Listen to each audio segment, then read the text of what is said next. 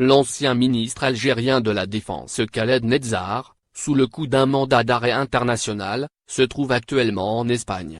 Son extradition vers l'Algérie pourrait être refusée par les autorités judiciaires espagnoles pour manque de garantie sur le respect des droits de l'homme.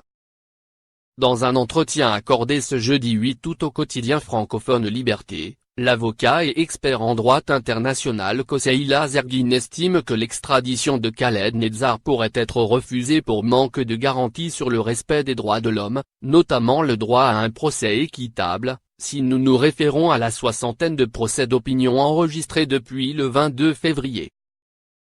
Koseïla Zerguine confirme que les deux conventions d'entraide judiciaire entre l'Algérie et l'Espagne incluent les chefs d'accusation dont Khaled Netzar, son fils et un de ses proches font l'objet, à savoir le complot et l'atteinte à l'ordre public.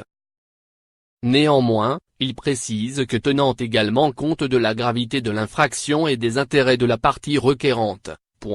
l'extradition serait incompatible avec des considérations humanitaires au regard, entre autres, de la santé de la personne ou de toutes autres circonstances y afférentes. Zerguine explique que l'extradition sera refusée, à moins que la partie requérante ne donne des assurances jugées suffisantes que la peine de mort ne sera pas requise, que si elle est prononcée elle ne sera pas exécutée. L'expert en droit international rappelle que le Royaume d'Espagne a refusé par le passé une demande d'extradition formulée par le gouvernement algérien dans l'affaire du militant mozabite Salah Abouna, poursuivi avec le défunt Kamel Eddine Fkar dans l'affaire dite des événements de Gardaïa.